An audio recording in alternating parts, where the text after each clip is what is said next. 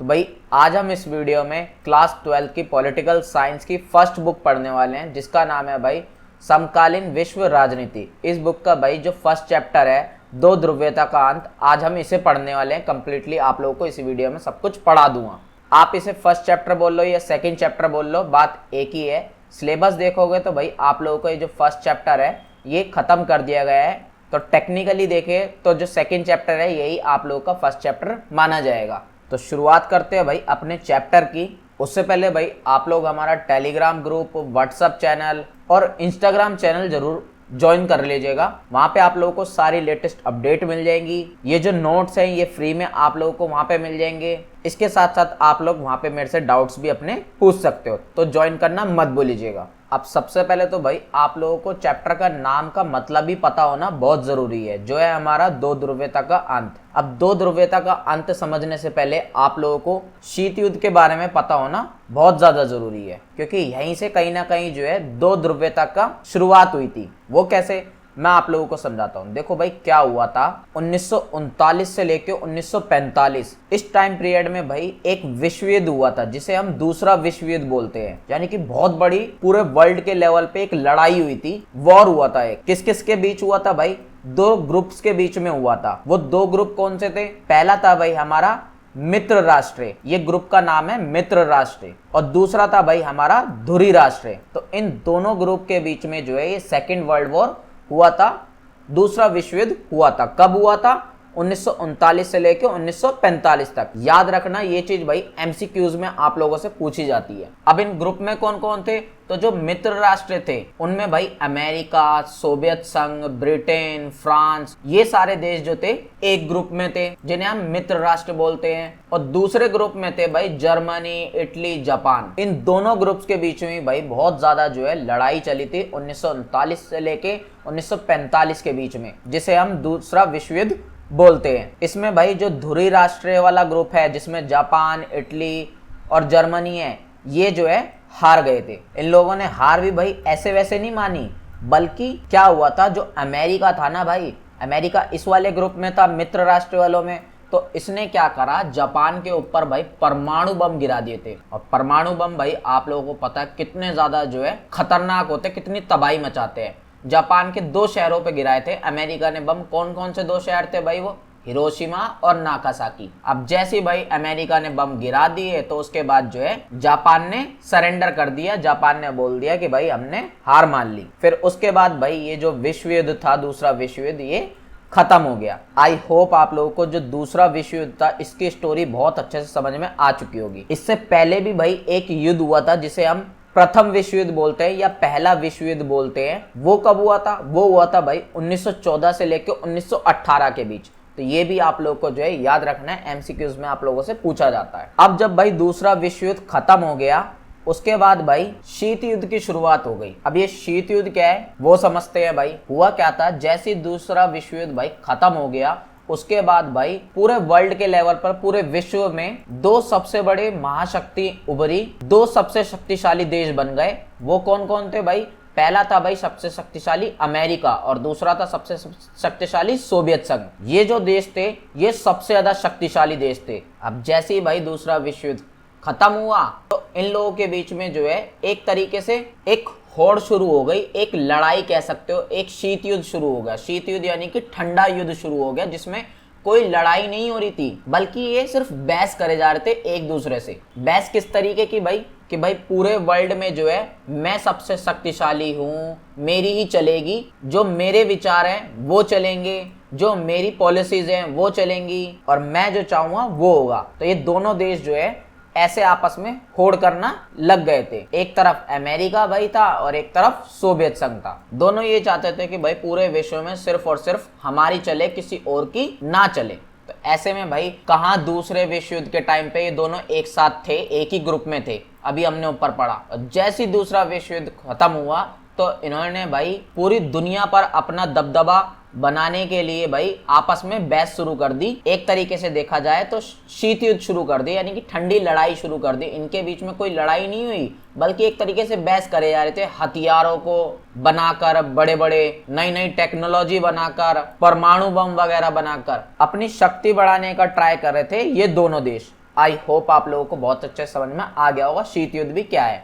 शीत युद्ध सिंपल बोलूं तो ये जो ठंडी लड़ाई इन दोनों के बीच में चल रही थी कि आपस में सिर्फ बहस करे जा रहे थे, कोई युद्ध वगैरह जो है एक्चुअल में नहीं कर रहे थे, इसी को जो है शीत युद्ध बोला जाता है। लेकिन भाई इसकी खास बात ये थी इस लड़ाई की कि इसमें डायरेक्ट लड़ाई तो कोई नहीं हुई, लेकिन तनाव बना रहता था, प्रेशर बना रहता था लड़ाई होने का कि कभी भी लड़ाई हो जाएगी। डर का माहौल रहता था पूरे विश्व में, क्योंकि भाई विश्व में अभी दूसरा विश्व युद्ध खत्म हुआ है, अब पूरे विश्व में जो बाकी देश है उन्हें लगने लगा कि अब तीसरा विश्व युद्ध जो है वो शुरू ना हो जाए, इस चीज का डर बने रहने लगा। इसके साथ साथ भाई दोनों देशों के पास परमाणु हथियार भी थे, जिस वजह से भाई पूरी दुनिया में जो है तबाही हो सकती थी, लेकिन लड़ाई कभी नहीं हुई। तभी हम इसे शीत युद्ध बोलते हैं, ठंडा युद्ध बोलते हैं। आई होप आप लोगों को ये शीत युद्ध और विश्व युद्ध के बारे में कंप्लीट अच्छे से समझ में आ गया होगा। अब समझते हैं भाई हम दो ध्रुवीयता का मतलब, जो आपके चैप्टर का नाम भी है। सिंपली अगर बोलूं तो भाई दो ध्रुवीयता का सिंपल मतलब है पूरी दुनिया का दो हिस्सों में बट जाना, दो ध्रुवीयता कहलाता है। अब कैसे बढ़ गई थी भाई वो समझते हैं।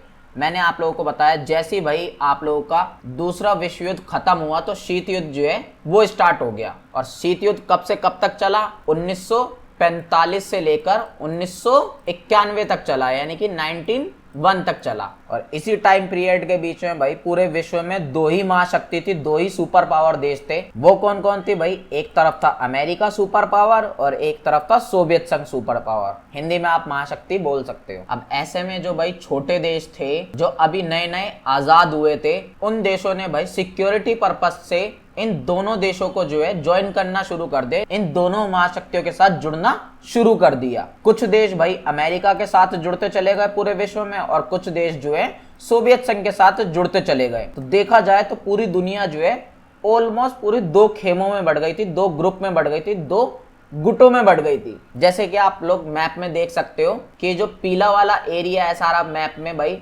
ये जो है अमेरिका के साथ जुड़ गए थे ये सारे देश, और जो लाल वाला आप एरिया देख रहे हो ये सब थे सोवियत संघ के साथ। जो अमेरिका के साथ जुड़े थे भाई उन्हें हम पश्चिमी खेमा भी कहते हैं या पहली दुनिया भी कहते हैं, पश्चिमी गठबंधन भी कहते हैं, इंग्लिश में बोले तो भाई वेस्ट ब्लॉक भी कहते हैं, या पूंजीवादी गुट भी आप बोल सकते हो। ये सारे नाम याद रखना, पेपर में एमसीक्यूज में पूछ सकते हैं आप लोगों से। और जो सोवियत संघ के साथ जुड़े हुए थे लाल वाले देश, इसे भाई हम पूर्वी खेमा कहते हैं, क्योंकि ये पूर्व में है ना और ये भाई पश्चिम में है। ये पूर्वी खेमा के भी भाई और भी नाम है, जैसे दूसरी दुनिया है, पूर्वी गठबंधन है, ईस्ट ब्लॉक है या साम्यवादी गुट है। तो आई होप आप लोगों को समझ में आ गया होगा। ये जो पूरी दुनिया जो है दो ग्रुप में बढ़ गई थी, दो गुटों में बढ़ गई थी, इसी को हम दो ध्रुवीयता कहते हैं। अब कोई अगर आपसे पूछे कि भाई इस चीज की शुरुआत कहाँ से हुई, ये जो दुनिया पूरी दो ग्रुप में बढ़ गई, दो गुटों में बढ़ गई, इस चीज की शुरुआत कहाँ से हुई? इस चीज की शुरुआत हुई भाई यूरोप की। यूरोप आप देख सकते हो मैप में, ये जो यूरोप है, ये वाला जो एरिया है इसे हम यूरोप बोलते हैं। यहाँ के देशों ने क्या करा आप देख सकते हो भाई, ये जो पीला वाला एरिया है ये जुड़ गए अमेरिका के साथ, और ये जो लाल वाला एरिया है ये जुड़ गए सोवियत संघ के साथ। सबसे पहले इस चीज की शुरुआत जो है यूरोप में ही हुई थी, और फिर जाके भाई दुनिया के और भी देशों ने इन महाशक्तियों के साथ जुड़ना शुरू कर दिया। अब यहाँ पे भाई कुछ चीजों पे और ध्यान देना है आप लोगों को, जो आप लोगों से एमसीक्यूज में जो है पूछे जाते हैं। ये है क्या भाई? ये सारे जो है ग्रुप्स हैं, ये चार चीजें जो आप देख रहे हो ये ग्रुप है। आप इन्हें गठबंधन बोल सकते हो या समूह भी बोल सकते हो। बेसिकली भाई जो अमेरिका था और अमेरिका के साथ जो देश जुड़ गए थे, तो उन सब ने मिलके जो है अपना एक ग्रुप बना लिया था ऑफिशियली, जिसका नाम था भाई नाटो। इसकी फुल फॉर्म क्या थी भाई? इसकी फुल फॉर्म थी North Atlantic Treaty Organisation. Hindi में बोले तो भाई उत्तरी अटलांटिक संधि संगठन। ये थोड़ा टाइपिंग मिस्टेक हो गई है तो आप इसे थोड़ा ठीक कर लीजिएगा। ये फुल फॉर्म आप लोगों से एग्जाम में एमसीक्यू में पूछ ली जाती है, याद रखना। अब ये जो ग्रुप बनाया था अमेरिका और अमेरिका के साथ जो देश जुड़े थे, इस ग्रुप को बनाया कब गया था भाई? 1949 में इसकी स्थापना हुई थी। और ये ग्रुप बनाया इसलिए गया था कि मान लो कि भाई अगर अमेरिका या अमेरिका के साथ जुड़े हुए जो देश थे, ये पश्चिमी खेमा था या पश्चिमी देश आप कह सकते हो, इन पे कोई भी हमला हुआ या कोई भी परेशानी आई तो सारे एक साथ मिलकर जो है उस परेशानी से निपटेंगे, उस हमले से निपटेंगे। अब इसी की बहस में भाई जो पूर्वी खेमा था, जिसमें सोवियत संघ के साथ और भी सारे देश जुड़ गए थे, उसने भी भाई अपना एक ग्रुप बना लिया ऑफिशियली, जिसका नाम था भाई वारसा संधि। इसकी शुरुआत कब हुई? इसकी शुरुआत हुई भाई 1955 में। और इस संगठन का भी भाई मेन उद्देश्य यही था कि अगर इन पे कोई हमला वगैरह हुआ या इन पे कोई भी परेशानी वगैरह आई तो सारे देश आपस में जो है मिलजुल कर काम करेंगे, मिलजुल कर उससे निपटेंगे। आगे भाई अमेरिका ने 2 और संगठन बनाए या 2 और ग्रुप कह सकते हो, जो है भाई सीटो और सेंटो। इनकी फुल फॉर्म भाई हिंदी में आप देख सकते हो दक्षिण पूर्व एशियाई संधि संगठन। ये हो गई सीटो की, और सेंटो की हो गई भाई आप लोगों की केंद्रीय संधि संगठन। याद रखना, फुल फॉर्म पेपर में पूछ लेते हैं। अब ये 2 ग्रुप अमेरिका ने और क्यों बनाए, क्योंकि भाई जो एशिया वाला पार्ट आप देख रहे हो ना, जैसे एशिया में भाई यहाँ पे कुछ देश जो है वो अमेरिका में दिख रहे हैं येलो वाले आप लोगों के, या इधर आप लोगों को कुछ देश दिख रहे हैं येलो वाले जो अमेरिका के साथ थे पहली दुनिया के। इन देशों के लिए बनाए थे ताकि इन देशों को भी भाई कोई प्रॉब्लम वगैरह हो तो वो इस सब चीजों से निपट सके एक साथ मिलकर। अब बदले में भाई सोवियत संघ थोड़ी चुप बैठता। सोवियत संघ ने भी भाई क्या करा, चीन के साथ, वियतनाम के साथ, उत्तरी कोरिया के साथ और इराक जैसे बहुत सारे देशों के साथ जो है अपने रिलेशन वगैरह अच्छे बनाने शुरू कर दिए। उनको भाई अपने ग्रुप्स में जोड़ना शुरू कर दिया। अब कुछ देश भाई ऐसे भी थे जो इन दोनों ही ग्रुप में नहीं जुड़े थे, एक तो था अमेरिका वाला ग्रुप और एक था सोवियत संघ वाला ग्रुप। तो कुछ देश ऐसे थे जो भाई इन दोनों ही ग्रुप में नहीं जुड़े। उन्होंने भाई स्वतंत्र रहने के लिए, अलग रहने के लिए जो है अपना खुद से एक ग्रुप बना लिया, जिसे हम कहते हैं गुट निरपेक्ष आंदोलन। पेपर में भाई नाम के नाम से भी आप लोगों से पूछा जा सकता है। इंग्लिश में इसे नॉन अलाइंड मूवमेंट बोलते हैं। नाम से ही समझ में आ रहा है गुट निरपेक्ष, यानी कि गुटों में नहीं जुड़ने का आंदोलन था ये। एक तरीके से वो सारे देश जो है आपस में साथ मिलकर काम करने लगे। मैप में दिखाऊं तो भाई आप लोग देख सकते हो, ये जो हरा वाला एरिया है ना सारा, ये सारे देश जो थे ये गुट निरपेक्षता के देश थे और इसे भाई तीसरी दुनिया के देश बोला जाता है, या तीसरी दुनिया बोला जाता है। पेपर में कभी कभी ये भी आप लोगों से एमसीक्यू में पूछ लेते हैं। और भारत भी जो भाई हमारा देश है वो भी गुट निरपेक्षता में शामिल था, ना वो अमेरिका के साइड था ना ही वो सोवियत संघ के साइड था। तो आई होप आप लोगों को पूरा 2 ध्रुवीयता का मतलब बहुत अच्छे से समझ में आ गया होगा, पूरा कॉन्सेप्ट जो है आप लोगों का क्लियर हो चुका होगा। अब भाई आप लोगों का एक छोटा सा टॉपिक है जो है बर्लिन की दीवार। इसके बारे में जानना बहुत ज्यादा इंपॉर्टेंट है क्योंकि पेपर में आप लोगों से क्वेश्चन पूछा जाता है। मैंने आप लोगों को अभी ऊपर वाले टॉपिक में पढ़ाया है कि ये जो दुनिया का विभाजन हुआ था, 2 ग्रुप जो बन गए थे, 2 खेमे बन गए थे, 2 गुट बन गए थे, ये सबसे पहले यूरोप में बने थे। यूरोप के ही देश भाई सबसे पहले जो है, जो इस तरफ के थे वो भाई सोवियत संघ के साथ जुड़ गए और जो इस तरफ के थे वो अमेरिका के साथ जुड़ गए। अब ऐसे में ही भाई यूरोप में ही एक देश है जर्मनी, वहां की राजधानी है भाई बर्लिन। वो भी भाई 2 हिस्सों में जो है बढ़ गया था, क्योंकि भाई बर्लिन की जो जनता थी वो कुछ जनता तो ये चाहती थी कि भाई अमेरिका के साथ जुड़ जाए और कुछ जनता ये चाहती थी कि सोवियत संघ के साथ जुड़ जाए। तो ऐसे में भाई उन्होंने जो है अपने उस शहर का पार्टीशन ही कर दिया, पूरा दीवार बना दी उस पूरे शहर में। आप लोग स्क्रीन में देख सकते हो कैसे दीवार जो है ये पूरी बनी हुई है।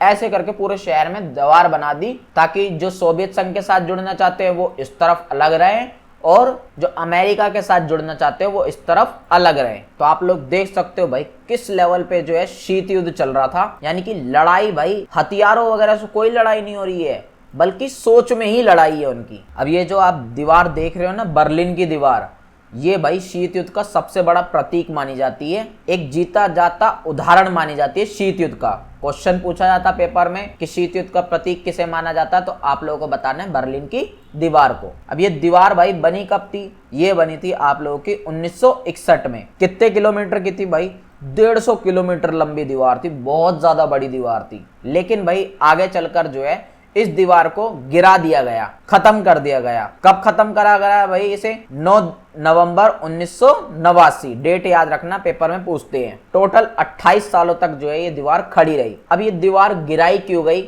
सोचने वाली बात नहीं है। दीवार इसलिए गिराई गई क्योंकि भाई 1989 तक आते आते जो है शीत युद्ध खत्म होने लगा था। ये जो ग्रुप बन गए थे पूरी दुनिया में, 2 ग्रुप बन गए थे, पूरी दुनिया 2 हिस्सों में बढ़ गई थी, ये चीज खत्म होने लगी थी। क्यों, क्योंकि जो सोवियत संघ था भाई ये पूरी तरीके से खत्म हो गया था, इसका पतन हो गया था। ये चीज आगे हम पढ़ेंगे इसी चैप्टर में, टेंशन मत लो, आगे डेप्थ में समझाऊंगा। यहाँ पे बस आप लोगों को ये सारी बातें जो है समझनी थी।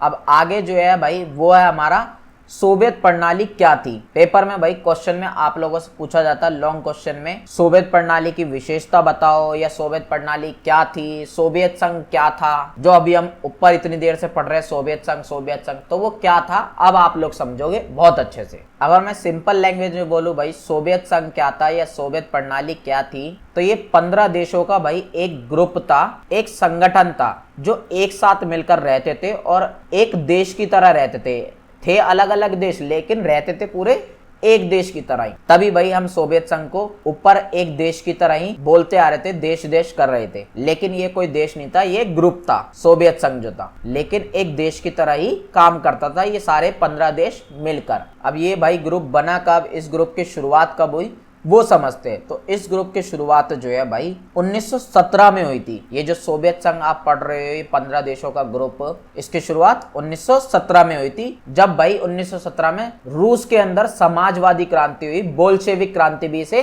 कहते हैं। याद रखना, पेपर में पूछते हैं भाई बोल्शेविक क्रांति कब हुई थी और कहाँ हुई थी, तो रूस में हुई थी 1917 में। क्यों हुई थी भाई ये भी आप लोगों को पता होना चाहिए, क्योंकि उस टाइम पे भाई पूंजीवादी व्यवस्था जो है बहुत ज्यादा चलती थी पूरे विश्व में। पूंजीवादी व्यवस्था क्या होती है अगर मैं आप लोगों को समझाऊं, नाम से ही समझ में आ रहा है, पूंजी, पूंजी मतलब पैसा। तो पैसे वाले लोगों के लिए जो सिस्टम पूरा देश में चलता है, देश की पूरी पॉलिटिक्स, देश की पूरी सरकार, देश में जो भी चीजें हो रही है सब पैसे वाले लोगों के अकॉर्डिंग हो रही है, तो इस व्यवस्था को हम बोल देते हैं पूंजीवादी व्यवस्था, जो अमेरिका में चलती थी शुरू से ही और आज भी चलती है वहां पर। अब ऐसे में भाई हमने पढ़ा जो सोवियत संघ था, जो रूस था, सोवियत संघ का मेन देश, सबसे इंपॉर्टेंट देश, वहां पे भाई 1917 में क्रांति हुई जिसे हम समाजवादी क्रांति या बोल्शेविक क्रांति कहते हैं। इस क्रांति में भाई इसी व्यवस्था को जो है खत्म कर दिया गया रूस से पूरी तरीके से, और एक ऐसी व्यवस्था बनाई गई जिसमें समाज में सभी लोगों को समानता मिले, इक्वालिटी मिले, न्याय मिले, और जो प्राइवेट चीजें हैं उन सबको जो है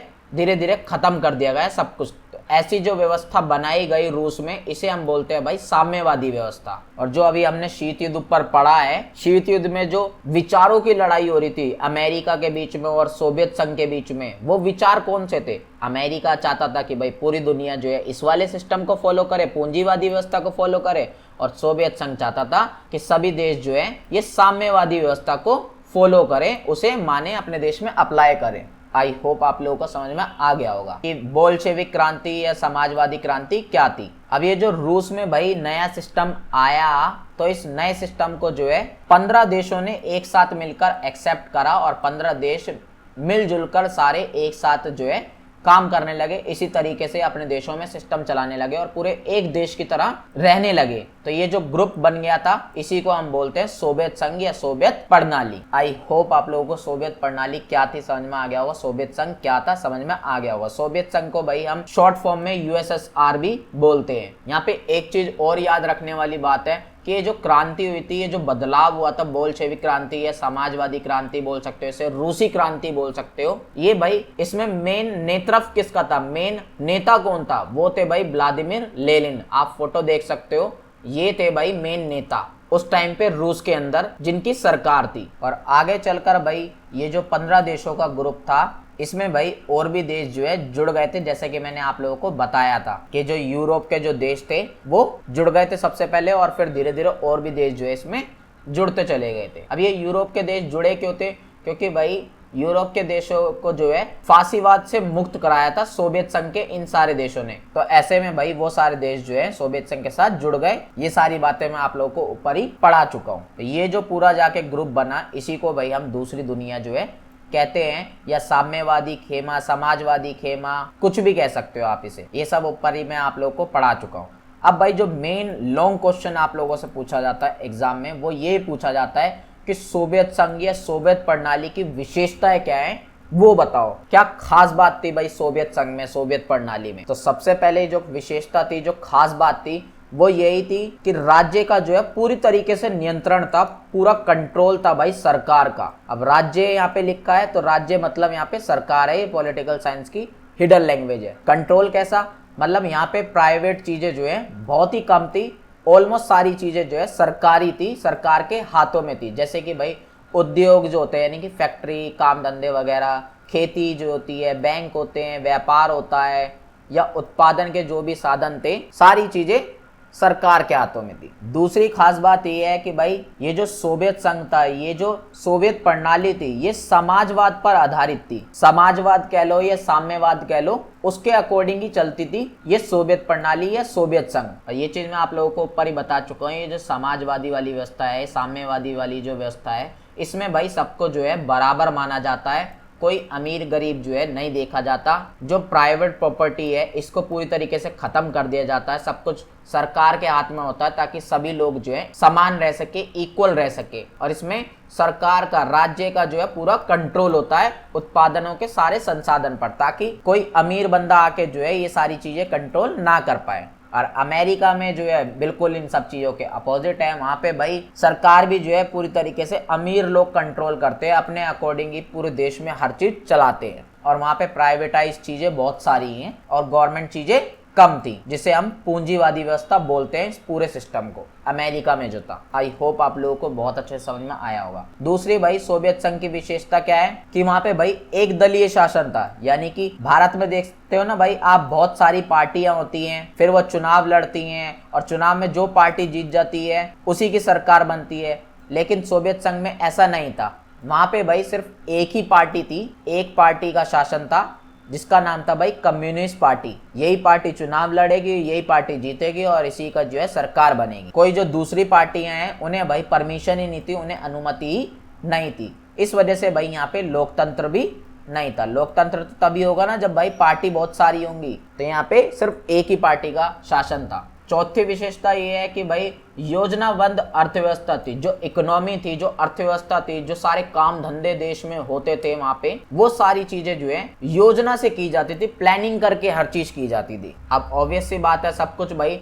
राज्य के कंट्रोल में, सरकार के कंट्रोल में है, नियंत्रण में है, तो हर चीज पहले प्लानिंग होगी और फिर जो है उन सब चीजों को इम्प्लीमेंट किया जाएगा। सोवियत संघ की जो अर्थव्यवस्था थी वो दुनिया की सबसे बड़ी दूसरी अर्थव्यवस्था थी। पहले नंबर पे कौन था भाई? पहले नंबर पे था अमेरिका की अर्थव्यवस्था। इसके साथ साथ भाई यहाँ पे जो संचार व्यवस्था थी सोवियत संघ में, वो भी भाई बहुत ज्यादा उन्नत थी, बहुत ज्यादा बढ़िया थी। ऊर्जा संसाधन जो थे वो भी बहुत ज्यादा थे भाई यहाँ पे, जैसे कि तेल, लोहा, इस्पात, मशीनरी, ये सब भी जो है बहुत ज्यादा मात्रा पे यहाँ पे मिलते थे सोवियत संघ में। इसके साथ साथ जो यातायात व्यवस्था है, यानी कि ट्रेवलिंग के लिए जो सिस्टम होता है, ये भी बहुत ज्यादा बढ़िया था यहाँ पे। तो हर चीज प्लान तरीके से जो है सिस्टमेटिक वे में करी जाती थी यहाँ पे। अगली विशेषता भाई ये है कि नागरिक कल्याण पर भाई यहाँ पे जोर दिया जाता था। अमेरिका में देखे तो भाई वहाँ पे जो है सिर्फ अमीरों के अकॉर्डिंग ही सब चीजें होती थी और उनके ही भलाई पे जो है थोड़ा फोकस किया जाता था। लेकिन यहाँ पे थोड़ा उल्टा है, बल्कि यहाँ पे सरकार जो है वो सभी लोग कैसे समान रहें, जो गरीब हैं उनकी भी भलाई हो सके, उस पर जो है फोकस किया जाता है। जैसे कि भाई स्वास्थ्य हो गया, यानी कि हेल्थ हो गया, शिक्षा हो गया, या बच्चों की देखभाल वगैरह हो गई, जो भी बेसिक जरूरतें होती हैं वो सब सरकार जो है प्रोवाइड कराती है यहाँ पे। बेरोजगारी इस वजह से भाई यहाँ पे बहुत ज्यादा कम थी, ना के बराबर थी, और लोगों का लाइफ जो थी वो भी बहुत अच्छी थी क्योंकि सरकार उन पे फोकस कर रही थी। आगे भाई यहाँ पे जो है समानता पर बल दिया जाता था। ये चीज मैं आप लोगों को ऑलरेडी बता चुका हूँ। जो शिक्षा है, स्वास्थ्य है, आवास है, रोजगार है, ये सारी चीजें जो है मोस्टली सरकार के कंट्रोल में होती थी और सरकार ही प्रोवाइड कराती थी सब नागरिकों को। जो उपभोक्ता वस्तुएं थी उसका बहुत ज्यादा उत्पादन होता था। उपभोक्ता वस्तु मतलब कि जो भी कस्टमर के लिए चीजें बनाई जाती हैं उन्हें हम उपभोक्ता वस्तु कह देते हैं। जैसे कि पिन से लेके कार तक हर चीज जो है यहाँ पे बनाई जाती थी। कुछ भी चीज जो है इन्हें बाहर से इंपोर्ट करने की जरूरत नहीं पड़ती थी, बहुत ही कम जो है बाहर से मंगवाते थे दूसरे देशों से। सब कुछ पिन से लेके कार तक हर चीज यहाँ पे खुद ही बना लेते थे ये लोग। लेकिन इनकी क्वालिटी जो है भाई अमेरिका के मुकाबले या पश्चिमी देशों के मुकाबले थोड़ी कम थी। अगली विशेषता है भाई कठोर नियंत्रण एंड सेंसरशिप था भाई यहाँ पे, यानी कि सरकार जो है भाई पूरी तरीके से कंट्रोल रखती थी हर चीज पे। फिर चाहे वो मीडिया हो गया, एजुकेशन हो गया, या कोई अपनी बात बोलना चाहता है तो उन सब पे भी जो है कंट्रोल किया जाता था सरकार के द्वारा। सरकार के खिलाफ तुम विद्रोह वगैरह नहीं कर सकते, सरकार के खिलाफ नहीं बोल सकते हो, मीडिया वगैरह में भी जो है सरकार के खिलाफ कुछ भी नहीं कर सकते। तो जो नागरिकों की जो स्वतंत्रता थी वो थोड़ी लिमिटेड थी यहाँ पे। बात करें भाई आखिरी विशेषता की, तो वो ये थी भाई विज्ञान में और सैन्य में बहुत ज्यादा डेवलप था भाई सोवियत संघ, बहुत ज्यादा विकसित था। क्योंकि यहाँ पे भाई अंतरिक्ष विज्ञान से रिलेटेड बहुत ज्यादा चीजें होती थी, हथियार वगैरह नए नए बनाते थे और सैन्य वगैरह से रिलेटेड भी जो है बहुत ज्यादा डेवलपमेंट यहाँ पे हुई, प्रगति हुई। तो आई होप आप लोगों को सारी विशेषता समझ में आ गई होगी। पेपर में पूछा जाता है, इंपॉर्टेंट क्वेश्चन है। बात करते हैं भाई अगले टॉपिक की, जो है भाई आप लोगों का गोर्बाचेव और सोवियत संघ का विघटन। मैंने आप लोगों को पढ़ाया था ऊपर कि सोवियत संघ जो है भाई 1991 में जो है इसका विघटन हो गया था और उसके बाद जो है शीत युद्ध भी खत्म हो गया था। फिर एक ही महाशक्ति बची थी पूरे विश्व में, जो थी भाई हमारी अमेरिका। अब इतनी सारी अच्छाई मैंने आप लोगों को पढ़ाई, ऊपर सोवियत संघ की विशेषताएं बताई, उसके बावजूद भी भाई इसका विघटन कैसे हो गया, ये खत्म कैसे हो गया, वो समझेंगे स्टेप बाय स्टेप। उसे समझने से पहले भाई हम लोगों को ये समझना होगा कि सोवियत संघ में कमी क्या क्या थी, जिस वजह से भाई उसका विघटन हुआ, क्या कारण थे सोवियत संघ के विघटन के। ये भी भाई इंपॉर्टेंट क्वेश्चन है जो आप लोगों से लॉन्ग पूछा जाता है एग्जाम में। तो ऐसे ही पॉइंट टू पॉइंट आप लोगों को आंसर लिखना है अपने एग्जाम में, जैसे हमने यहाँ पे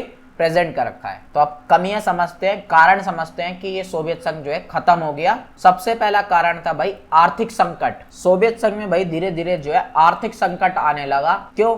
क्योंकि भाई ये जो है जरूरत से ज्यादा फोकस जो है अपनी सेना वगैरह पे कर रहे थे, हथियार वगैरह बनाने पे फोकस कर रहे थे ज्यादा से ज्यादा। अब ऐसे में भाई यहाँ पे पिन से लेके कार तक हर चीज तो बनाई जाती थी, लेकिन उनसे जो है लोगों की जरूरत पूरी नहीं हो पा रही थी। बनाई तो सब चीज जाती थी, लेकिन कम मात्रा में बनाई जाती थी, जिस वजह से वहां की जनता की जरूरतें पूरी नहीं हो पा रही थी। तो धीरे धीरे भाई वहां पे जो है हर चीज की कमी होने लगी, खाने पीने की, खाद्यान्न की भी जो है कमी होने लगी, और फिर उन्हें जो है बाहर से जो है चीजें मंगानी पड़ गई, जो उन्हें बहुत ज्यादा महंगी पड़ने लगी। तो पहला तो भाई रीजन आप लोगों को समझ में आ गया होगा। दूसरा भाई रीजन इनके विघटन का या कारण या कमी हम बोल सकते हैं, वो ये है कि भाई जो इनके पास जितने भी संसाधन थे उसका भाई इन्होंने दुरुपयोग करा। मैंने बताया कि भाई इन्होंने जो है जितने भी इनके पास संसाधन थे उसका मोस्टली जो पार्ट है ये लोग हथियार बनाने में लगे पड़े थे। अमेरिका से इन्हें हथियार की होड़ करनी थी, उसमें ये लगे पड़े थे। पूरी तरीके से इन्होंने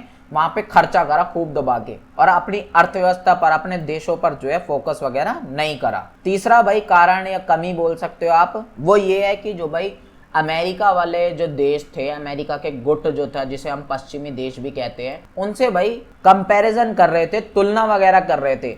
हुआ क्या था बेसिकली भाई, जो सोवियत संघ था ना, वो अपने देशों को ये बता रहा था कि भाई हम अमेरिका से बहुत आगे हैं, हम उनसे हर चीज में बेहतर हैं। लेकिन धीरे धीरे भाई नागरिकों को रियलिटी पता लगनी शुरू हो गई कि भाई एक्चुअल में ऐसा कुछ भी नहीं है, बल्कि सोवियत संघ बहुत ज्यादा पीछे है अमेरिका के देशों के मुकाबले। जिस वजह से भाई वहां की जनता को जो है एक तरीके से एक धक्का सा पहुंचा जब उन्हें ये चीज पता चली। फिर भाई उन्होंने जो है वहां पे बहुत ज्यादा प्रदर्शन वगैरह करे, लोग सड़कों पे आ गए, बहुत हिंसा वगैरह वहां पे होने लगी, संघर्ष वगैरह होने लगा, बहुत ज्यादा क्रांति वगैरह होने लग गई थी। अगला भाई कारण या कमी आप बोल सकते हो सोवियत संघ के विघटन की, वो ये है कि भाई जो वहां पे सरकार थी, जो वहां पे शासन था, वो जवाबदेही नहीं थी। यानी कि सरकार जनता के भाई जरूरतों को पूरा नहीं कर पा रही थी, और सरकार में खुद भी भाई बहुत ज्यादा भ्रष्टाचार था, करप्शन बहुत ज्यादा था। इसके साथ साथ जो सरकार के लोग थे उन्हें तो सारी फैसिलिटीज मिलती थी, लेकिन जनता की जो बेसिक नीड थी वो भी पूरी नहीं हो पा रही थी। तो देखा जाए तो सरकार में ही कमी थी, सरकार जवाबदेही नहीं थी। पांचवा भाई रीजन कमी आप बोल सकते हो विघटन की, कि अधिकारियों को भाई विशेष अधिकार मिले होते। जो कम्युनिस्ट पार्टी थी, जो जिसकी सरकार थी वहां पे, तो जो सरकार से जुड़े हुए जो भी अधिकारी थे उनको भाई आम नागरिकों की तुलना में स्पेशल अधिकार दे रखे थे, विशेष अधिकार दे रखे थे। अब जनता को तो भाई ऐसा ही लगेगा, वैसे भाई समानता समानता करते हो, और इन नागरिकों को जो है जो सरकार के चमचे हैं इन्हें भाई अलग से तुमने स्पेशल अधिकार दे रखे हैं। तो कहीं ना कहीं ये भी एक रीजन था जिस वजह से जनता जो है गुस्सा हो गई थी, फिर सड़कों पर निकल आई थी। छठा भाई कारण जो था वो था भाई गोर्बाचेव के सुधार। ये अभी हम ऊपर वाला जो टॉपिक छोड़ के आए हैं उसमें समझेंगे। जो गोर्बाचेव थे, मिखाइल गोर्बाचेव, ये भाई महासचिव बने थे सोवियत संघ के, एक तरीके से नेता कह सकते हो। मेन सरकार के जो नेता होते हैं ना, मेन सरकार इन्हीं की थी। उस टाइम पे। तो इन्होंने भाई ये सारी कमियां वगैरह देखी तो इन्होंने सुधार करने की कोशिश करी। जैसे इन्होंने सुधार वगैरह करने की कोशिश करी उसका प्रभाव भाई उल्टा इन पे नेगेटिव पड़ गया। मतलब इन्होंने सुधार तो अच्छे इंटेंशन से करनी चाहिए थी लेकिन उसका प्रभाव बहुत ज्यादा गलत पड़ गया देश पर। वो कैसे, वो हम ऊपर समझेंगे, जो टॉपिक अभी छोड़ के आए बाद में। आगे भाई दूसरा रीजन कह सकते हैं या कमी कह सकते हैं विघटन की, वो ये है कि भाई जनता जो है वहां पे निराश हो गई थी बहुत ज्यादा। जो गोरबाचेव थे जब उन्होंने भाई सुधार वगैरह करे तो बहुत सी जनता भाई ये चाहती थी कि वो जल्दी सुधार करे, और जबकि बहुत सी जनता ऐसी थी जो भाई बहुत ज्यादा टेंशन में आ गई थी गोरबाचेव के सुधारों की वजह से। तो ऐसे में भाई जो गोरबाचेव थे उनका सपोर्ट जो है वो खत्म होना शुरू हो गया, जनता जो है निराश हो गई और उनके खिलाफ हो गई। आठवां रीजन बोले सोवियत संघ के विघटन का या कमी आप बोल सकते हो, वो ये है कि भाई जो रूस था, यूक्रेन था, जॉर्जिया था या बालिस्टिक गणराज्य थे और भी जो देश थे उनमें भाई जो लोग थे वो भाई अब स्वतंत्रता चाहते थे। वो नहीं चाहते थे कि सरकार इतना कंट्रोल करे, इतनी सारी कमियां हैं, हमारी जरूरतें पूरी नहीं हो रही हैं। तो वो चाहते थे अब हमें पूरी तरीके से स्वतंत्र छोड़ दिया जाए, हम अपना देश अब खुद संभाल लेंगे, हम इस सोवियत संघ में नहीं रहना चाहते। जिस वजह से भाई सोवियत संघ जो है धीरे धीरे टूटता चला गया, धीरे धीरे सारे देश जो है सोवियत संघ से अलग होते चले गए। एक जो मेन इंपॉर्टेंट रीजन आप बोल सकते हो सोवियत संघ के विघटन का, वो ये है कि भाई क्षेत्रीय असमानता या रूसी प्रभुत्व। सिंपल लैंग्वेज में बोलूं तो भाई सोवियत संघ में मैंने आप लोगों को बताया था टोटल 15 गणराज्य थे, 15 देश थे, लेकिन सबसे ज्यादा जो वर्चस्व था, जो प्रभाव था, जो सबसे ज्यादा पावर जो थी वो किसके पास थी? रूस के पास थी। अब ऐसे में भाई जो बाकी देश की जो जनता है उन्हें तो यही लगने लगा कि भाई रूस को स्पेशल अधिकार क्यों मिल रहे हैं, उन्हें भाई यही लगने लगा कि हमारे साथ गलत किया जा रहा है, हमें दबाया जा रहा है। आगे भाई खुद के देश में तो रूस के कमी थी, सोवियत संघ के कमी थी, उसके बावजूद भी भाई सोवियत संघ ने दूसरे देशों में भी जो है जाके अपनी टांग फंसा ली। जैसे कि भाई एग्जाम्पल के तौर पे अफगानिस्तान में भाई क्या करा सोवियत संघ ने, 1989 में अपनी सेना भेज दी ताकि भाई अफगानिस्तान में सब चीजें जो है कंट्रोल वगैरह हो सके।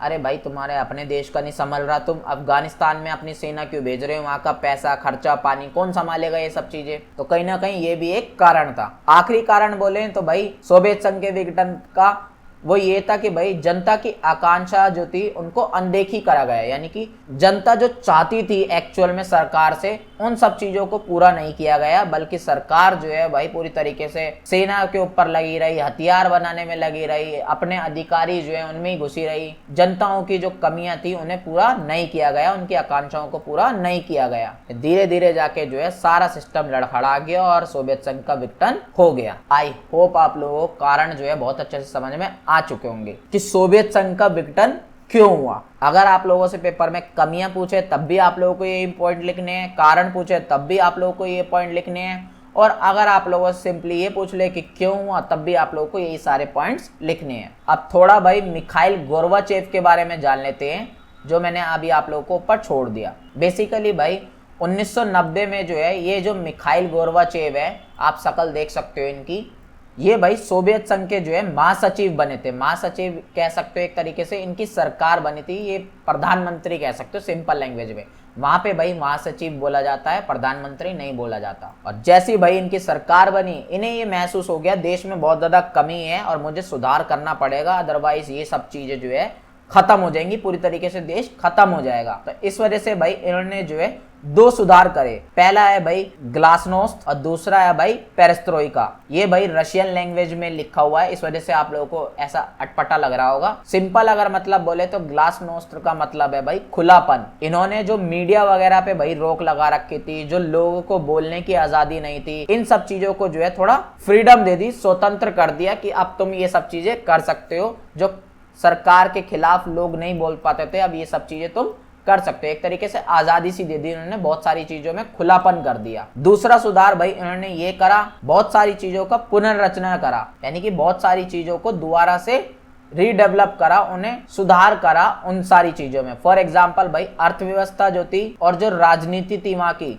उनमें बहुत से सुधार लाने की इन्होंने कोशिश करी। जो वहां पे भाई प्राइवेट चीजें बिल्कुल भी नहीं होती थी, तो इन्होंने प्राइवेट चीजों को जो है थोड़ी बहुत छूट दे दी कि अब भाई प्राइवेट चीजें तुम कर सकते हो, और जो सरकार का कंट्रोल था उसे थोड़ा बहुत कम कर दिया। तो ये दो इनके भाई सुधार थे, याद रखना पेपर में पूछ लेते हैं। अब इन्होंने चाह तो भाई इस इंटेंशन से था कि जो भी चीजें सारी खराब हो रही हैं वो सब चीजें बढ़िया हो जाएं, लेकिन बिल्कुल उसका उलट हो गया। अब जैसे ही भाई जनता को छूट वगैरह मिली, मीडिया को छूट मिली, सुधार वगैरह जो इन्होंने करे, तो यूरोप के जो देश सोवियत संघ में जुड़े हुए थे, सबसे पहले वहां जो है विरोध वगैरह शुरू हो गया सोवियत संघ के खिलाफ। इसके साथ साथ भाई 1991 तक स्थिति जो है वो और भी ज्यादा बिगड़ गई। वो कैसे? ये जो कम्युनिस्ट पार्टी के और नेता थे ना भाई, उन्होंने तख्ता पलट करने की कोशिश करी। यानी कि ये जो मिखाइल गोर्बाचेव थे, इनको भाई हटाकर अपनी सरकार बनाने की कोशिश करी, तख्ता पलट करने की कोशिश करी। उस नेता का नाम क्या है भाई? Boris Yeltsin. आप लोग देख सकते हैं इनकी शक्ल यहाँ पे। अब धीरे धीरे भाई जनता विरोध कर रही थी, खुद की सरकार के नेता भाई अगेंस्ट हो गए। इसके साथ साथ भाई जो 15 देश मैंने आप लोगों को बताए थे जुड़े हुए थे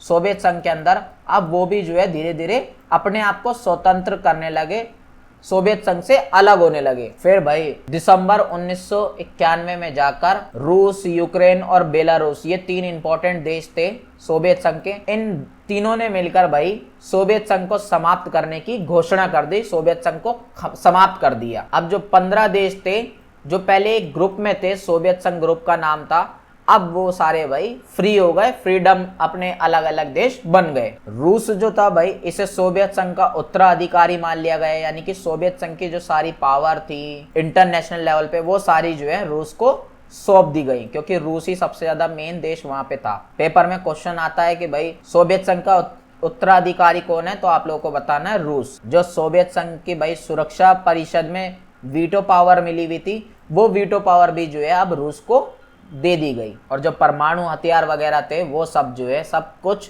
रूस को ही सौंप दिया गया। अब ऐसे में जो भाई बाकी देश जो थे अब वो स्वतंत्र हो गए एकदम से। उनकी भाई सबकी व्यवस्था पहले से ही बहुत ज्यादा खराब हो चुकी थी सोवियत संघ में रहकर।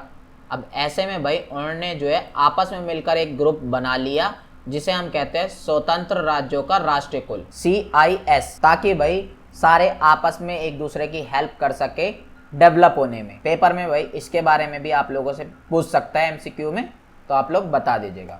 आई होप आप लोगों को बहुत अच्छे से सोवियत संघ का विघटन जो है समझ में आ गया होगा, कारण समझ में आ गए होंगे, मिखाइल गोर्बाचेव के बारे में भी समझ में आ गया होगा। अब ये जो भाई इनका विघटन हुआ है सोवियत संघ का, तो इसका परिणाम क्या निकल के आया है, क्या प्रभाव पड़ा भाई, ये भी आप लोगों से पेपर में पूछ लेता है। इंपॉर्टेंट क्वेश्चन है, लॉन्ग क्वेश्चन ही आप लोगों से पूछा जाता है। तो जो पहला परिणाम है, पहला प्रभाव पड़ा, वो ये है कि भाई शीत युद्ध जो चल रहा था वो खत्म हो गया पूरी तरीके से। ऑब्वियस सी बात है भाई, शीत युद्ध में 2 गुट थे, पहला था भाई हमारा सोवियत संघ और दूसरा था अमेरिका। इन दोनों के बीच में तो शीत युद्ध चल रहा था, अब ये खत्म ही हो गया। अब ये सोवियत संघ ही खत्म हो गया, तो भाई शीत युद्ध भी ऑटोमेटिक खत्म हो गया। इसके साथ साथ जो इन दोनों देशों के बीच भाई हथियारों की होड़ चल रही थी, वो भी खत्म हो गई। विश्व भाई 2 ध्रुवीय विश्व था शीत युद्ध के टाइम पे। 2 ध्रुवीय मतलब कि 2 ही मेन पावर थी पूरे विश्व में। अब विश्व भी भाई 1 ध्रुवीय विश्व जो है हो गया था। पहले क्या था भाई, पूरी दुनिया जो है 2 हिस्सों में बटी हुई थी और दो ही मेन पावर थी, लेकिन अब जो है ये खत्म ही हो गया। तो अब मेन पावर कौन हुई? अमेरिका। तो इस वजह से एक ही महाशक्ति थी, एक ही ध्रुव था अब पूरे विश्व में, जो थी अमेरिका। इसके साथ साथ भाई जो पूंजीवादी व्यवस्था अमेरिका में चलती थी, अब बाकी सारे देशों ने भी भाई वही जो है अपनानी शुरू कर दी, अपने देशों में लागू करना शुरू कर दी, जहाँ पे भाई प्राइवेटाइजेशन को बहुत ज्यादा इंपॉर्टेंस दी जाती है। अमीरों के अकॉर्डिंग ही हर चीजें जो है देश में चलती हैं। ये मैं आप लोगों को ऊपर ऑलरेडी समझा चुका हूँ पूंजीवादी व्यवस्था। तो बाकी देशों ने भी भाई जब देखा कि सोवियत संघ की साम्यवादी व्यवस्था तो खत्म हो गई पूरी तरीके से, सोवियत संघ खत्म हो गया, तो उन्होंने अमेरिका की इस व्यवस्था को अच्छा मानकर अपने देशों में इंप्लीमेंट करना शुरू कर दिया। और क्या इम्पैक्ट पड़ा भाई, उदार लोकतंत्र जो है इसको सभी देशों ने अपनाना शुरू कर दिया। उदार लोकतंत्र यानी कि सरकार वगैरह सब कुछ होगी, लोकतंत्र होगा, लेकिन सरकार जो है थोड़ी लिमिटेड होगी, लोगों पे ज्यादा रिस्ट्रिक्शन वगैरह नहीं लगा पाएगी। तो ये वाला कॉन्सेप्ट जो है अब सभी देशों ने अपनाना शुरू कर दिया। इसके साथ साथ भाई 15 नए राज्य जो है निकल कर आए, नए स्वतंत्र देश निकल कर आए। जो सोवियत संघ में 15 देश भाई थे पहले से ही, अब भाई वो सारे देश जो है अलग अलग हो गए, यानी कि देखा जाए तो नए 15 देश जो है वो निकल कर आए दुनिया में, और अब जो है वो अपनी अलग स्वतंत्र पहचान बना सकते थे सोवियत संघ खत्म होने के बाद। पहले सिर्फ भाई उन्हें सोवियत संघ के नाम से ही जाना जाता था। इसके साथ साथ भाई जो इंटरनेशनल रिलेशन है, वर्ल्ड पॉलिटिक्स है, अंतरराष्ट्रीय संबंध है, उनमें भी भाई बहुत ज्यादा बदलाव आए। जो भी सारे नए देश थे उन्होंने भाई अमेरिका, चीन, रूस, सोवियत संघ, जो शक्तिशाली देश थे उनके साथ भाई अपने रिलेशन अच्छे बनाने शुरू कर दिए ताकि उन्हें सपोर्ट वगैरह मिल सके। इसके साथ साथ भाई जो यूरोपीय संघ था और जो नाटो था, नाटो तो अमेरिका वाला मैंने बताया था ना संगठन था, तो अब इस चीज का इम्पैक्ट जो है बहुत ज्यादा बढ़ गया था, इस चीज का प्रभाव और ज्यादा बढ़ गया था। ये ग्रुप जो है और फैलता चला गया, इसमें और भी देश जो है जुड़ते चले गए इन ग्रुपों में। इसके साथ साथ जो मध्य एशिया वाला एरिया था, यानी कि अफगानिस्तान, पाकिस्तान और जो उसके आसपास के जितने भी देश हैं वो मध्य एशिया में आते हैं, वहां की इंपॉर्टेंस जो है बहुत ज्यादा बढ़ गई थी। वो इसलिए क्योंकि भाई पहले जो है वहां पे लड़ाई चलती रहती थी अमेरिका और सोवियत संघ के बीच में आपस में ही, लेकिन अब वो लड़ाई खत्म हो गई, तो वहां पे अब व्यापार वगैरह होने लगा, ऊर्जा के संसाधन वगैरह निकलने लगे और भी वहां पे एक्टिविटीज जो है होने लगे, जिस वजह से वहां की इंपॉर्टेंस बढ़ गई। आखिरी भाई इम्पैक्ट बोले, प्रभाव बोले या परिणाम बोले, सोवियत संघ के विघटन के बाद जो विश्व लेवल की जो भी संस्थाएं थी, जो भी डिपार्टमेंट थे, उन सबको भाई पुनर्गठन किया गया। फॉर एग्जाम्पल भाई यूएनओ के बारे में आप इसी बुक में आगे पढ़ोगे। अंतरराष्ट्रीय बड़े बड़े संगठन हैं, जो वर्ल्ड के लेवल पे जो संगठन थे वो भी अब अलग तरीके से जो है काम करने लगे थे। आई होप आप लोगों को ये टॉपिक भी बहुत अच्छे से समझ में आ गया होगा। बात करते हैं भाई अगले टॉपिक की, जो है आप लोगों का शॉक थेरेपी क्या है। आपकी बुक में आप लोगों को हेडिंग देखने के लिए मिलेगी, साम्यवादी शासन के बाद शॉक थेरेपी। अब साम्यवादी शासन खत्म हो गया, सोवियत संघ खत्म हो गया पूरी तरीके से, तो ये शॉक थेरेपी क्या है। सबसे पहले समझते हैं भाई किताबी लैंग्वेज में। शॉक थेरेपी मतलब आघात पहुंचाकर उपचार करना। ये आप लोगों को बुक में आप लोगों की लाइन मिल जाएगी। सिंपल शब्दों में बोलूं तो ये जो 15 देश भाई अब सोवियत संघ के विघटन के बाद आजाद हुए थे, इनकी भाई व्यवस्था पूरी तरीके से खराब हो चुकी थी, तो अब भाई इन्हें जो है पूंजीवादी व्यवस्था अच्छी लगने लगी, तो इन्हें पूंजीवादी व्यवस्था जो है वो अपनानी थी, जो अमेरिका में चलती थी वो वाला मॉडल अपनाना था इन्हें। तो एकदम से भाई साम्यवादी व्यवस्था से पूंजीवादी व्यवस्था में परिवर्तन करना, इसी को हम शॉक थेरेपी बोलते हैं। ये जो मॉडल था भाई, ये विश्व बैंक और अंतरराष्ट्रीय मुद्रा कोष द्वारा निर्देशित किया गया था, यानी कि उन्होंने बताया था कि इस मॉडल को अपना लो इन सारे देशों को। सिंपल लैंग्वेज में समझाऊं तो भाई अब ये साम्यवादी व्यवस्था छोड़ के, सोवियत संघ का कॉन्सेप्ट छोड़ के जो 15 देशों ने अब पूंजीवादी व्यवस्था वाला कॉन्सेप्ट अपनाया, अमेरिका वाला कॉन्सेप्ट अपनाया, इसी प्रोसेस को हम शॉक थेरेपी बोलते हैं। अब इन सारे देशों ने, जो 15 देश थे, इन्होंने भाई पूंजीवाद को अपना तो लिया शॉक थेरेपी के द्वारा। बात करते हैं कि भाई अब शॉक थेरेपी की जो विशेषताएं हैं वो क्या है। पेपर में भाई पूछ लेते हैं शॉक थेरेपी की विशेषताएं, तो आप लोगों को यही लिखनी है। सबसे पहली विशेषता भाई अचानक और तेज संक्रमण, यानी कि शॉक थेरेपी में भाई तेजी से बदलाव किया जाता है। जो 15 देश थे भाई वो पहले साम्यवादी व्यवस्था को अपना रखा था उन्होंने, अब उन्होंने तेजी से जो है पूंजीवादी व्यवस्था को अपना लिया था, एकदम से बदलाव कर दिया था, तो इसी को हम शॉक थेरेपी बोलते हैं। ये एक विशेषता भी है शॉक थेरेपी। इसमें भाई कोई भी जो है स्लो प्रोसेस वगैरह नहीं होता, एकदम से जो है बदलाव किया जाता है। दूसरी विशेषता क्या है भाई, निजीकरण, यानी कि प्राइवेटाइजेशन। अब ऑब्वियस सी बात है भाई, पूंजीवादी व्यवस्था को अपना लिया तो सारी चीजों को जो है अब प्राइवेटाइज कर दिया गया, हर चीज जो है प्राइवेट कर दी गई। अब सरकार के हाथों में चीजें नहीं थी, जैसे कि भाई बड़ी बड़ी कंपनियां थी, फैक्ट्रियां थी, या संसाधन के साधन थे, उन सब चीजों को अब सारी जो प्राइवेट कंपनी थी, निजी जो कंपनियां थी, उन्हें बेच दी गई। तीसरी विशेषता ये है कि भाई सोवियत संघ में पहले सरकार तय करती थी कि भाई किस चीज का दाम क्या होगा, लेकिन शॉक थेरेपी के बाद भाई जब पूंजीवाद अपना लिया तो पूंजीवाद में क्या होता है, सरकार तय नहीं करती है कि किस चीज का दाम क्या होगा, बल्कि डिमांड एंड सप्लाई डिसाइड करती है कि किस चीज का दाम क्या होगा। जिस वजह से भाई इन सारे देशों में महंगाई भी जो है बहुत तेजी से बढ़ने लगी थी, ये 15 देशों में। आगे भाई शॉक थेरेपी की अगली विशेषता में आप लिख सकते हो, जो कृषि होती है, जो खेती बाड़ी वगैरह होती है, उन सबको भी जो है प्राइवेटाइज कर दिया गया। पहले ये सारी चीजें भी जो है सरकार के हाथ में होती थी जब सोवियत संघ था, लेकिन अब इन सारी चीजों को भी जो है प्राइवेट कर दिया गया। अब किसान भाई खुद उगाएंगे, खुद उसे बेचेंगे। बात करें अगली विशेषता की, तो अगली विशेषता भाई शॉक थेरेपी की ये है कि मुक्त व्यापार को अपनाया गया। पहले जो था भाई सरकार जो है दूसरे देशों के साथ ट्रेड वगैरह नहीं करने देती थी समाजवाद में जब सोवियत संघ था। लेकिन अब जो है मुक्त व्यापार, यानी कि अब टैक्स वगैरह बिल्कुल भी नहीं लगेगा, लगेगा तो कम से कम टैक्स लगेगा व्यापार करने पे, या जो बॉर्डर पे जो भाई दूसरे देशों से हम सामान मंगाते हैं, इंपोर्ट ड्यूटी या एक्सपोर्ट ड्यूटी जो लगता है, टैक्स जो लगता है, इन सब चीजों को भी जो है खत्म कर दिया गया है। इसी को हम मुक्त व्यापार कहते हैं। अब रूल कायदे कानून जो है व्यापार वगैरह पे थोड़े कम लगाए जाने लगे। इसके साथ साथ भाई और क्या विशेषता थी और क्या किया गया शॉक थेरेपी के द्वारा, जो मुद्रा होती है ना भाई देश की, जो पैसा होता है उसे भाई अब अंतरराष्ट्रीय मुद्रा बना दिया गया, ताकि भाई दूसरे देश भी जो है अब इन्वेस्टमेंट वगैरह कर सके इन देशों में आके, और इन देशों का जो है विकास हो सके जो 15 देश आजाद हुए थे। और क्या भाई किया गया शॉक थेरेपी के द्वारा, जो भी वैकल्पिक मॉडल और भी तौर तरीके थे भाई अपनी अर्थव्यवस्था को चलाने के, उन सबको जो है एक्सेप्ट नहीं किया गया, उन सबको ऐसे ही छोड़ दिया गया। सिंपली भाई ये बोला गया सिर्फ और सिर्फ पूंजीवाद को अपनाओ, किसी और को मत अपनाओ। इसके साथ साथ भाई जो पश्चिमी देश थे, जो अमेरिका वाले देश थे, उनकी ओर जो है झुकाव वगैरह बहुत बढ़ने लगा। यानी कि इन 15 देशों को ये बोल दिया गया कि भाई अब आपस में रिलेशन अच्छे मत करो, बल्कि ये अमेरिका के साथ जो सारे देश थे इनके साथ रिलेशन अपने अच्छे करो ताकि तुम्हारा विकास हो। आई होप आप लोगों को ये शॉक थेरेपी की विशेषता समझ में आ गई होंगी। पेपर में भाई क्वेश्चन में ये भी पूछ लेते कभी कभी, शॉक थेरेपी के द्वारा भाई इन 15 गणराज्यों में, 15 स्वतंत्र देशों में क्या क्या बदलाव किए गए, तब भी आप लोगों को ये सारी बातें बतानी है विशेषताओं, अगर ना पूछे तो। आई होप आप लोगों को शॉक थेरेपी और शॉक थेरेपी के द्वारा इन 15 देशों में क्या क्या चेंजेस करे गए वो बहुत अच्छे से समझ में आ गया होगा। अब शॉक थेरेपी हो तो गई, चेंजेस वगैरह सारे कर दिए गए, अब उसका इम्पैक्ट क्या पड़ा, उसका परिणाम क्या हुआ, प्रभाव क्या हुआ, क्या जैसा सोचा था एक्चुअल में सारी चीजें वैसे ही अच्छी होती चली गई, ये 15 देश जो है अब अमीर देश बन गए, विकसित देश बन गए। अब ये समझना है क्या क्या इम्पैक्ट पड़ा। इम्पैक्ट भाई बिल्कुल उल्टा पड़ा, बिल्कुल नेगेटिव पड़ा,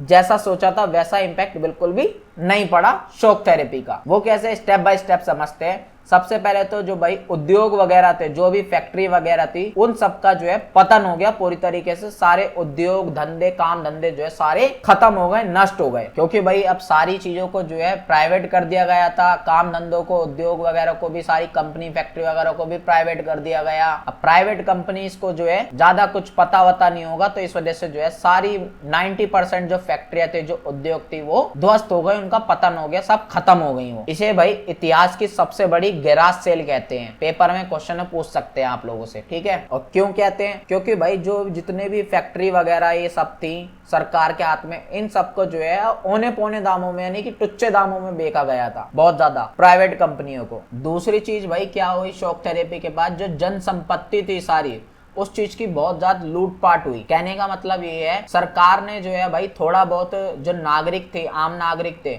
उन्हें कुछ अधिकार वगैरह दिए थे, उन्हें कुछ संपत्ति वगैरह ऐसे दी थी ताकि वो अपना जीवन अच्छे से जी सके। लेकिन भाई वो गरीब लोग थे, उन्होंने क्या करा, उन सारी चीजों को जो है बेच दे मारा। और जो अमीर लोग थे उन्होंने भाई कम दामों में फटाफट खरीद भी लिया इस चीज का फायदा उठाकर। इसके साथ साथ भाई जो इन सारे देशों की 15 जो देश थे जो आजाद हुए थे सोवियत संघ के, इनकी जो भाई मुद्रा वगैरह थी, इनका जो पैसा था, स्पेशली जो रूस था, रूस की भाई मुद्रा थी रूबल, पैसा जो था उसका रूबल कहते हैं उसे, उसकी भाई कीमतें जो हैं वो बहुत तेजी से गिर गई। देश में महंगाई बहुत तेजी से हो गई और पैसे की वैल्यू जो है, रूबल की जो वैल्यू है बहुत तेजी से गिर गई, जिस वजह से लोगों की जमा पूंजी जो है वो भी खत्म होने लगी। इसके साथ साथ भाई इन सारे देशों में खाद्य संकट वगैरह भी होने लग गया, यानी कि खाने पीने की बहुत ज्यादा कमी होने लग गई। लोगों को भाई ठीक से खाना पीना भी नहीं मिल पा रहा था, दूसरे देशों से जो है खाना पीना उन्हें मंगवाना पड़ रहा था। इसके साथ साथ भाई जो आर्थिक विकास था इन सारे देशों का, उसमें भी भाई बहुत ज्यादा गिरावट आई। वहां पे गरीबी और ज्यादा बढ़ती चली गई, लोगों के काम धंधे वगैरह जो है वो पूरी तरीके से खत्म होते चले गए।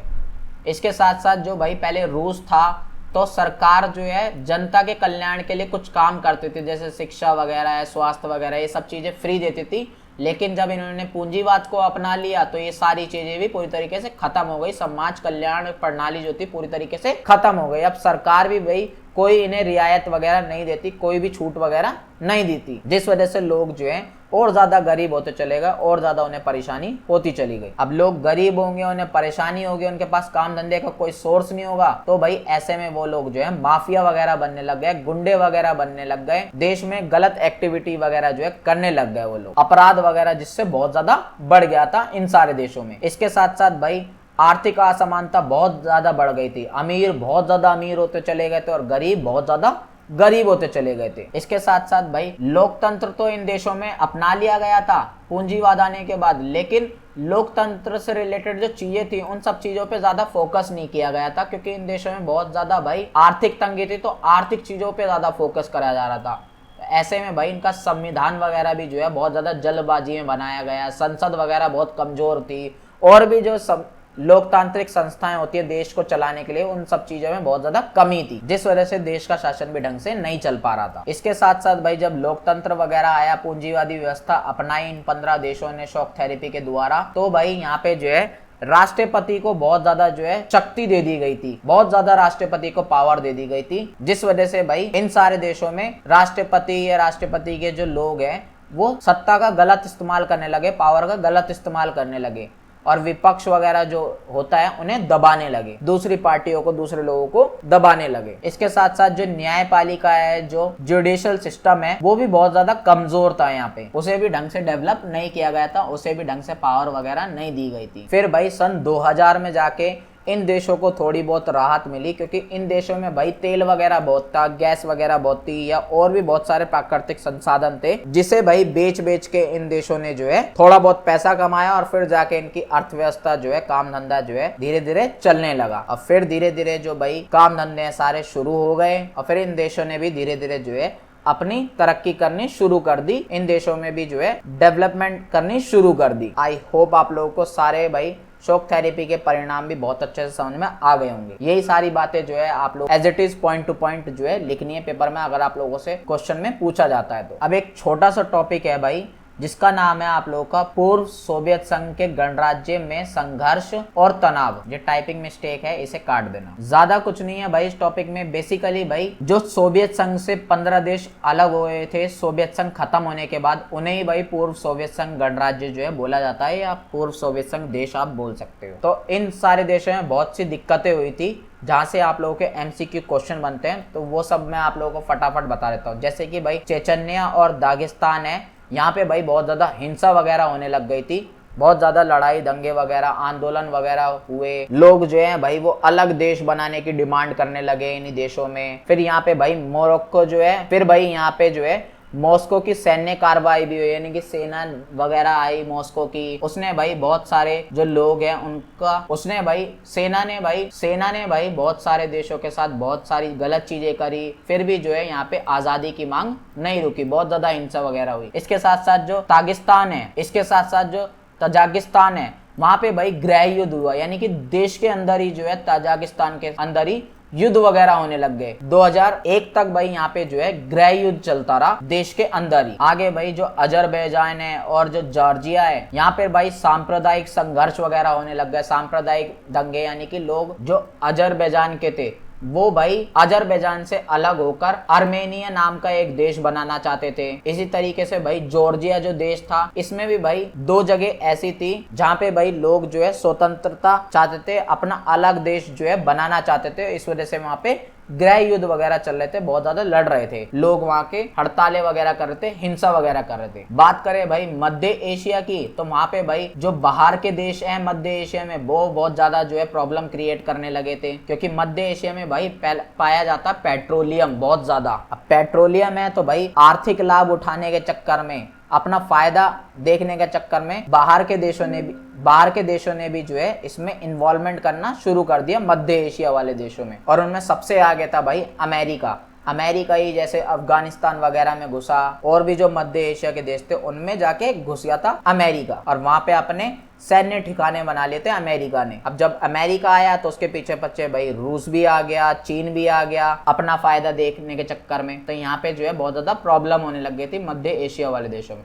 इसके साथ साथ भाई चेकोस्लोवाकिया है, इस देश का भाई विभाजन हो गया, यानी कि ये देश जो है भाई दो हिस्सों में बंट गया शांतिपूर्ण तरीके से। एक देश बन गया भाई चेक और एक बन गया स्लोवाकिया, यानी कि दो देश बन गए एक देश का। ऐसे भाई बाल्कन क्षेत्र है, वहां पे भी भाई विभाजन वगैरह हुआ। जैसे युगोस्लाविया है, वहां के भी कई गणराज्य है, जैसे कि भाई बोस्निया है, स्लोवेनिया है या क्रोएशिया है। इन सारे जो गणराज्य थे ये भी सब जो है अलग अलग होकर एक स्वतंत्र देश बनते चले गए। तो बस यही सारी आप लोगों को थोड़ी बहुत बातें याद रखनी है। जो 15 गणराज्य थे इनमें बहुत सी प्रॉब्लम हुई थी, वो जो इंपॉर्टेंट था एमसीक्यूज जहाँ से पूछ सकते थे आप लोगों से, वो मैंने आप लोगों को बता दिया। अब जो लास्ट टॉपिक भाई आप लोगों की बुक में मिलेगा आप लोगों को, वो ये है भाई पूर्व साम्यवादी देश और भारत के संबंध। पूर्व साम्यवादी देश यानी कि जो सोवियत संघ के साथ जुड़े हुए देश थे, 15 गणराज्य थे, उनके और भारत के संबंध कैसे थे वो आप लोगों को बताना है। पेपर में क्वेश्चन में पूछ लेता है आप लोगों से। तो संबंध जो थे भाई आप लोगों को पता ही है, वो अच्छे ही रहे हैं हमारे सोवियत संघ के साथ। स्पेशली जो भाई रूस था उसके साथ तो बहुत ही ज्यादा अच्छे रहे हैं हमारे शुरू से ही। अगर आप लोगों से पेपर में रूस और भारत के संबंध पूछता तब भी आप लोगों को ये सारी बातें लिखनी है। अब संबंध कैसे अच्छे थे वो आप भाई देख सकते हो, ये सारी बातें बता सकते हो।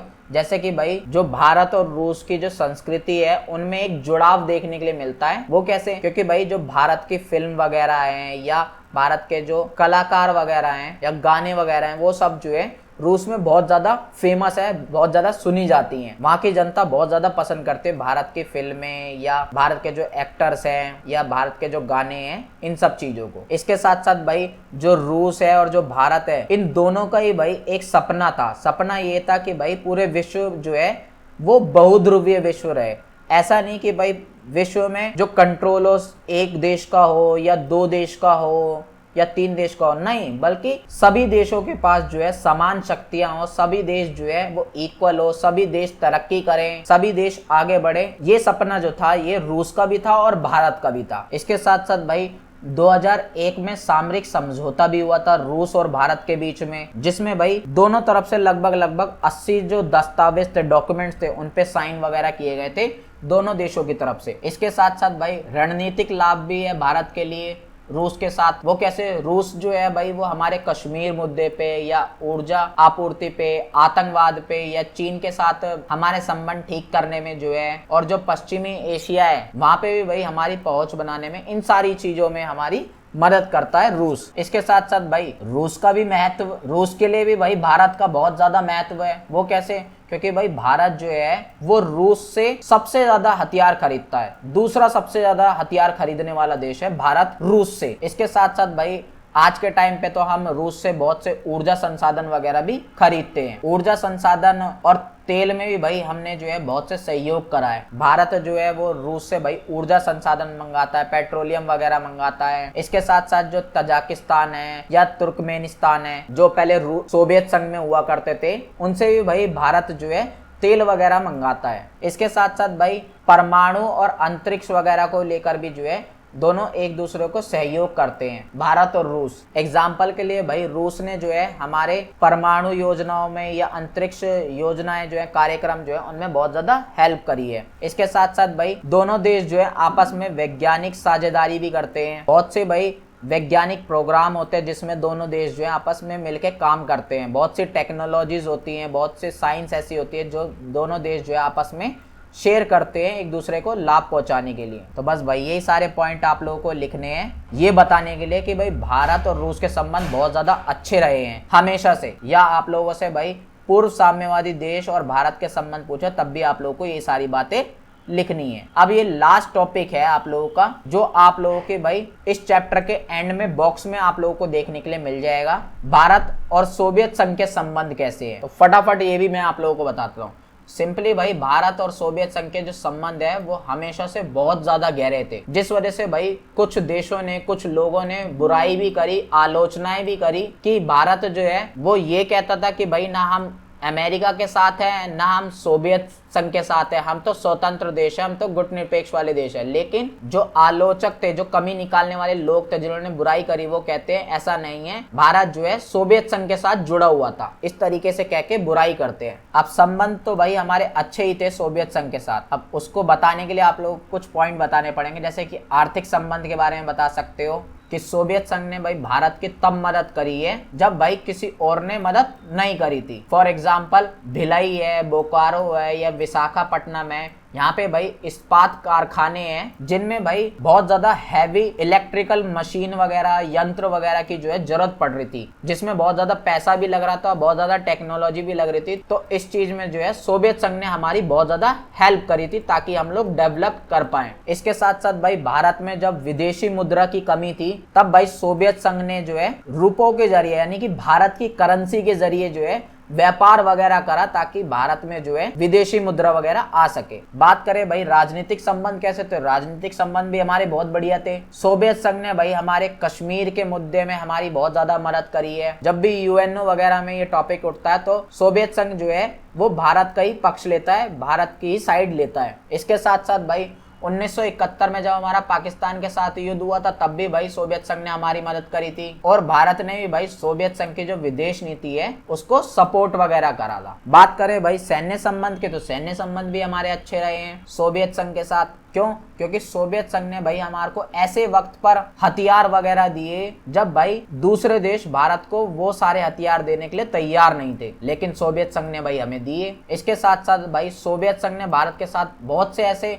समझौते करे हैं जिसमें भाई भारत और सोवियत संघ मिलके जो है हथियार वगैरह बना सके, सैन्य उपकरण जो है वो बना सके। बात करें भाई सांस्कृतिक संबंध की, तो वो भी हमारे अच्छे हैं। हिंदी जो फिल्म है, जो बॉलीवुड की जो फिल्म है, जो भारत की संस्कृति है, वो भाई सोवियत संघ में हमेशा से बहुत ज्यादा फेमस थी, लोकप्रिय थे। वहाँ के लोग बहुत ज्यादा पसंद करते थे हमारी संस्कृति को, हमारी फिल्मों को। इसके साथ साथ भाई बहुत सारे भारत के जो स्टार हैं, जो बॉलीवुड स्टार हैं या और भी जो स्टार हैं, कलाकार है, लेखक है, उन्होंने भी भाई सोवियत संघ की यात्राएं वगैरह करी हैं, वहां पे गए हैं घूमने वगैरह के लिए भी। तो बस भाई फाइनली यहाँ पे आप लोगों का ये चैप्टर जो है कंप्लीट होता है। कोई मन में डाउट रह गया हो तो इंस्टाग्राम पे आ जाना, लिंक नीचे डिस्क्रिप्शन में मिल जाएगा। ये जो पीडीएफ है आप लोगों को हमारे टेलीग्राम ग्रुप पे, व्हाट्सएप चैनल पे, इंस्टाग्राम चैनल पे मिल जाएगी, तो उन्हें ज्वाइन जरूर कर लीजिएगा। तीनों का लिंक नीचे डिस्क्रिप्शन में मिल जाएगा। चैनल को सब्सक्राइब करना मत भूलिएगा, वीडियो को लाइक करना मत भूलिएगा और एक प्यारा सा कमेंट जरूर छोड़ देना हमारी मोटिवेशन के लिए। मिलते हैं नेक्स्ट वीडियो में।